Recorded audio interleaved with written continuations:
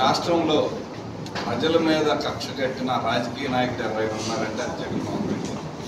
కేవలం తనను ఓడించారన్న కోపంతో ప్రశాంతంగా ఉన్న రాష్ట్రాన్ని, ప్రశాంతంగా ఉన్న పల్నాడు జిల్లాని, ప్రశాంతంగా ఉన్న సత్తెనపల్లిని నియోజకవర్గాన్ని ఏదో జరుగుతుంది ఈ రాష్ట్రంలో, ఏదో చేయాలి, ఏదో జరుగుతుంది అన్న దీంతో ఈరోజు ఈ పర్యటన పెట్టుకున్నాడు. ఏం సంబంధం అండి? ఆ రోజుకి ముఖ్యమంత్రి స్థానంలో ఉంది జగన్మోహన్ రెడ్డి. ఎందుకంటే కౌంటింగ్ అయిన తెల్లారికి ఇంకా మా ప్రభుత్వం ఏర్పడలా. ఆ రోజుకుంది అబద్ధర్మ ముఖ్యమంత్రిగా నువ్వే ఉన్నావు.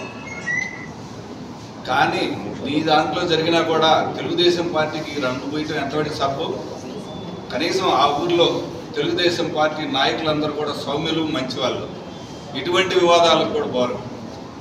అతనికున్న ఆర్థిక ఇబ్బందుల వల్ల, అతనికున్న వ్యసనాల వల్ల, ఈ ఏదో జగన్మోహన్ రెడ్డి చెప్పిన మాటల వల్ల మోసపోయి ఆత్మహత్య చేసుకుంటే ఈరోజు దాన్ని కూడా తెలుగుదేశం పార్టీ ప్రభుత్వానికి అంటగడుతున్నావంటే ఇక నువ్వు దొంగే దొంగ దొంగ అన్నట్టుంది.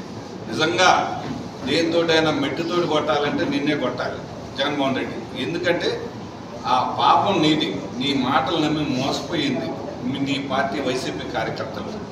అలాగనే ఈరోజు జగన్మోహన్ రెడ్డి కక్షతోటి ఏం చేస్తున్నాడో తెలియక గంజాయి వాళ్ళని, బెట్టింగ్ల వాళ్ళని, రౌడీలని వీళ్ళని తప్పి పరామర్శించి రాష్ట్రంలో కాదు దేశంలోనే ఒక కొత్త చరిత్రకి శ్రీకారం చుట్టాడు.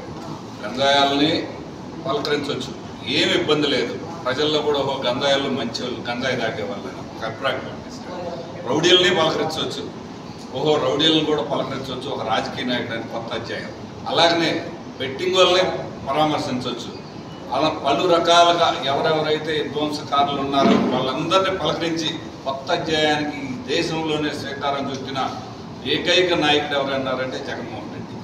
ఎందుకంటే ఈరోజు రేపు 21వ తారీఖు యోగాంధ్ర అని ప్రపంచవ్యాప్తంగా యోగాని చేయాలి, భారతదేశంలో ఆంధ్రప్రదేశ్ యోగాంధ్రగా మార్చాలని చెప్పి చంద్రబాబు నాయుడు గారు, మోడీ గారు వస్తుంటే దాన్ని డిస్టర్బ్ చేయడానికి ఇది యోగాంధ్ర కాదు, స్వర్ణాంధ్ర కాదు, భయాంధ్ర, రౌడీలాంధ్ర, బెట్టింగ్ ఆంధ్ర అని చెప్పి నిరూపించడానికి ఇట్లాంటి పర్యటనలు చేస్తాను. అలాగనే నువ్వు నిజంగా నీతిపరుడు, నీ కార్యకర్తల మధ్య చిత్తశుద్ధి ఉంటే ఇందాక ఏటుకూరు బైపాస్లో ఒక కార్యకర్త పడిపోయాడు.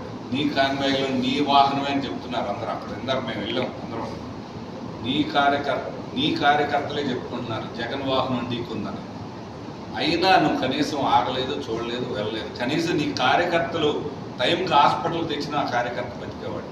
నీకు ఏ కాడికి దొంగ దండాలు, దొంగ పరామర్శలు ఇవి పెట్టుకుని పోయేవాడికి కార్యకర్తలు పోతే ఉంటే అట్లాగనే సత్తెనపల్లిలో ఇంకొక యువకుడు చనిపోయాడు. ఏంటంటే లేనిపోని భూమి క్రియేట్ చేయటం, ఇదంతా వీళ్ళ వల్ల జరిగింది అంటే మరి వీళ్ళిద్దరిని పలకరియడానికి ఇంకో 2 ఏళ్ళు పెట్టిద్దాం.